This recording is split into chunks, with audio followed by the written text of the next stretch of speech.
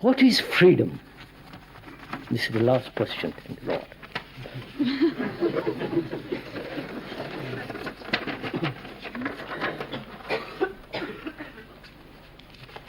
What is freedom?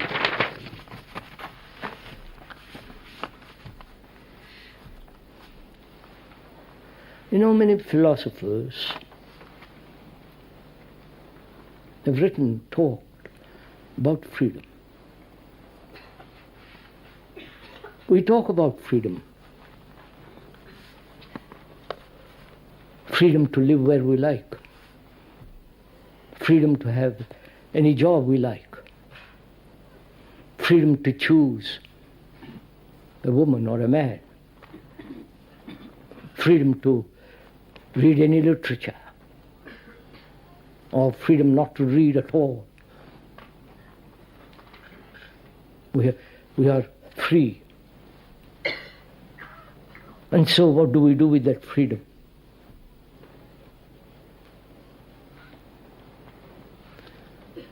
We use that freedom to express ourselves, to do what we like. Right?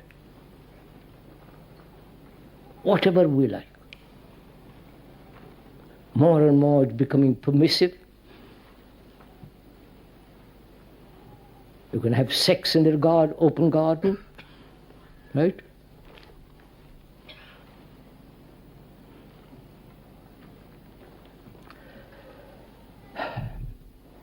We have every kind of freedom.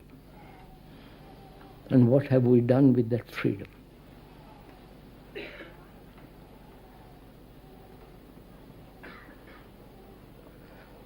We think choice, where there is choice, we have freedom.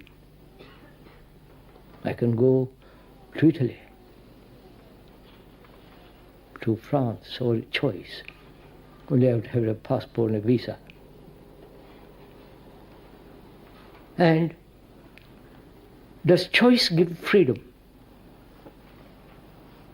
Please follow me. Why do we have to choose?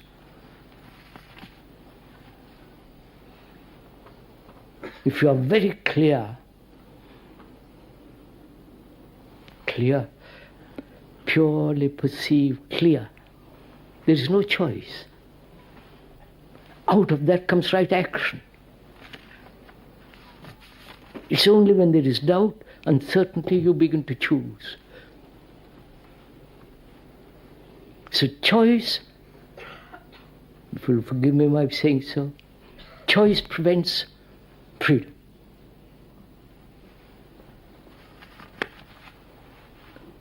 And the totalitarian states have no freedom at all. Because they have the idea that freedom brings about degeneration of man. Therefore control, suppress. You follow, you know what's happening, all the rest of it. So what is freedom? Is it based on choice? Is it to do exactly what we like? Some of the psychologists are saying, if you feel something, do it immediately. Don't suppress it, don't restrain it, don't control it, don't express. And we are doing that very well too. And it's called also freedom. Throwing bombs is also freedom. Right? Just look what we have reduced our freedom to. So what is freedom?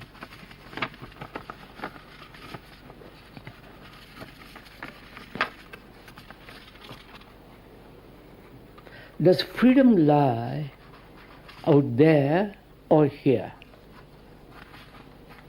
I'm just asking, I'm not saying it. Where do you begin to search for freedom? In the outward world?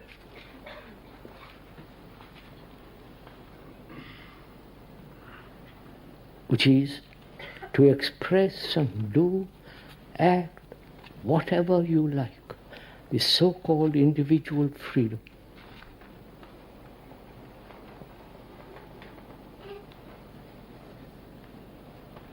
Or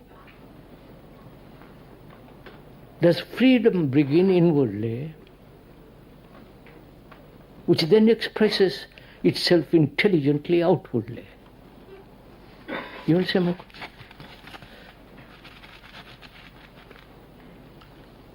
That is, freedom must begin when there is no, freedom exists only when there is no confusion. Right? Confusion inside me. When I'm seeking,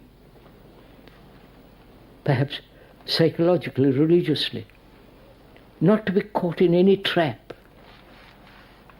You understand? There are innumerable traps. Gurus, saviors, preachers, the excellent books, psychologists and psychiatrists, they're all there. And if I'm confused and there is disorder, mustn't I first be free of that disorder before I talk of freedom?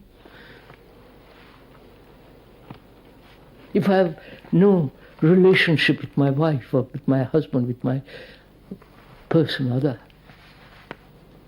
because we haven't got relationship with another. Our relationship is based on images. You have an image about me and I have an image about you. And so the conflict, which is inevitable where there's a division. That's us. So, shouldn't I begin here, inside me, in my skin, in my mind, in my heart, to be totally free of all the fears and anxieties, despairs, hurts and wounds that one has received through some psychic disorder? You follow? All that, to watch it for oneself and be free of it. But apparently, we haven't got the energy. We go to another to give us energy.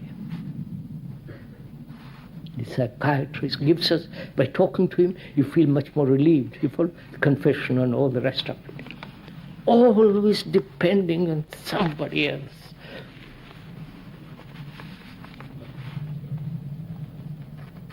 And so that dependence inevitably brings great conflict,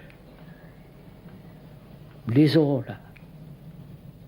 So one has to begin to understand the depth and the greatness of freedom. One must begin quite near. And the nearest is you.